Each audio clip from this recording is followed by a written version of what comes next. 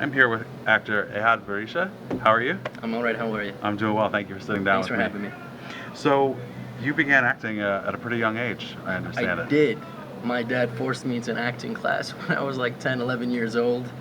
And I just kind of went along with it at first. And I hated it for like a good year, year and a half. But truthfully, I don't know, something kind of stuck. Mm-hmm. And then pretty soon after, I got signed and I was, off Broadway doing theater, and I guess something clicked. Something definitely clicked. I started. It was definitely like a development all throughout it. It took a little bit of time for me to really appreciate it. Mm-hmm. But yeah. Was it daunting starting out in theater? Did you feel more comfortable?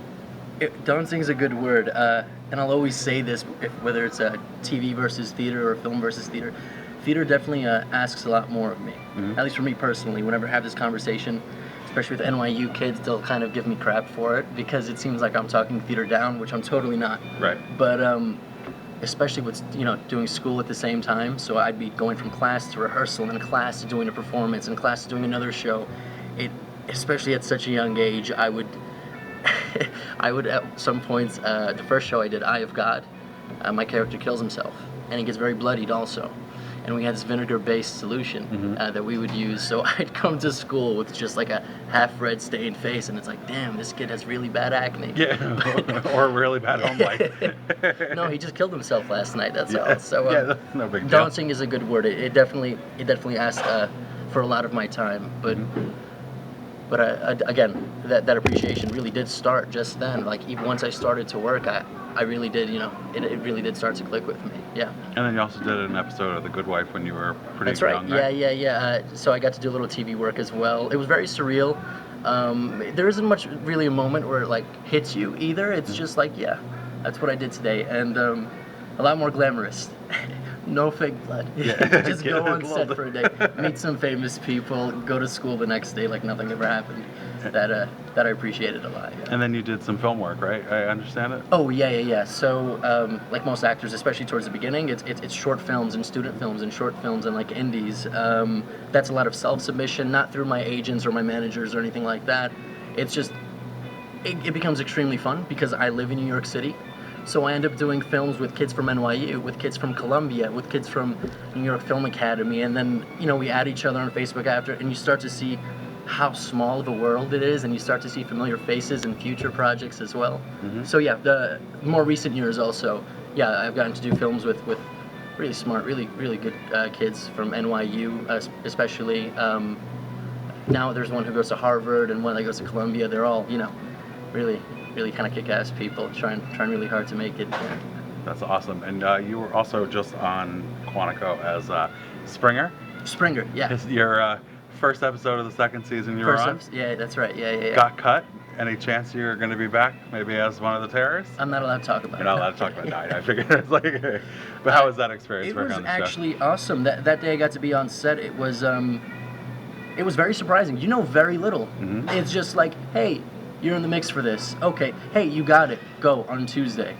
All right, cool. And I got to go to set, and I wasn't even sure who'd be in the scene with me. And sure enough, it's the entire main cast, mm-hmm. along with all the new A-listers from the second season, and everybody was great, like Blair Underwood and Russell Tovey and all of them. So yeah, another one of those things where it's just like you go, and the next day I'm back in school like nothing ever happened. Right. Very glamorous, very cool. You never know. There's a lot of twists on that show. You could end up being back. Sure. May not be a good reason you're back, but you could. I'll take it. Now, your current project is called The Cobblestone Corner. The Cobblestone Timothy Corridor, Hunter. yeah. Why don't you talk a little bit about that? This is definitely the most special project I've been on so far in my career. I can say hands down, it's a really unique thing. The Cobblestone Corridor is for the first time ever, Connecticut is creating it's their own brand new drama that I'm a lead on. So it's pretty much being pioneered by these two guys, Eric and Carson Bloomquist, the directors, the creators, the writers, the everything.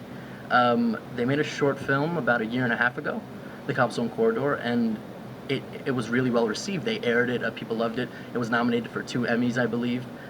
And so the studio decided, we'll make it a TV show.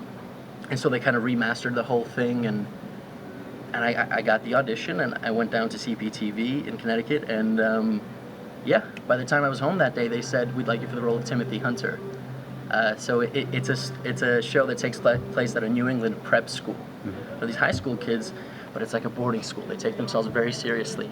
They've got like uniforms and everything, not like my high school in the city. So basically, us, the main cast, we work for the Pierce Gazette, the school newspaper, and there's a whole lot of drama unfolds. It's really that classical kind of noir thing it has going for it. It's all about mystery.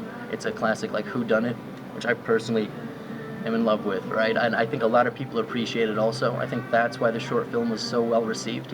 It's the kind of thing while you're watching, you're trying to figure it out along the way to prove yourself that you're kind of smart. Yeah. Yeah. And now you're also going to school. You're in Fordham University right now. Fordham University, my last year. Yeah, for economics and a business administration minor. Yeah. So that's got to be kind of crazy trying to act and Sure. finish up school. I got to make some good habits though. I got a good hold of it because, like you said, I started early, and I live in the city, so pretty early on I'd be going to class, and then in between I have to run out for an audition and then come right back and do math or do science or do whatever. So even now I can try to make it seem like it's a lot harder than it is. I can tell you like, oh yeah, you know, I'm an all-star, but I think it's definitely been manageable.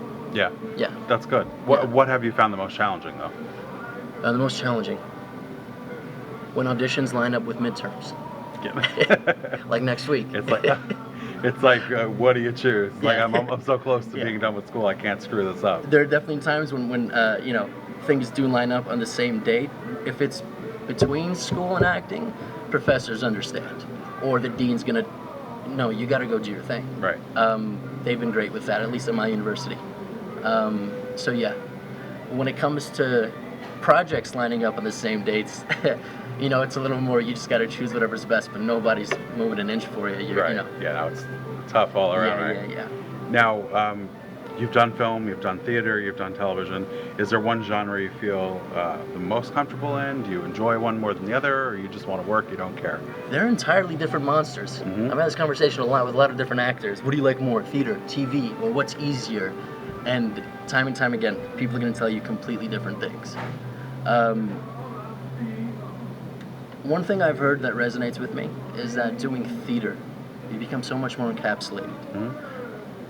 There's no like repetitive process and cutting and editing, and there's other people say there's like less of a fakeness to it. But they say they have more of those in the moment experiences when they're doing theater, where it's just so real. And they'll tell me that film and TV can never really compete with that, and I think that makes sense to me to some extent. To say one's easier, no. I feel like a future me will watch this and then give me shit for giving you a different answer. So I can't say We'll have this. to redo the interview then. Right. Do you sing? Do I sing? I can try, but you it's can awful. try, but it's, yeah. So you will not don't be. sing. We will not be seeing you in Greece or No, anything right. like that.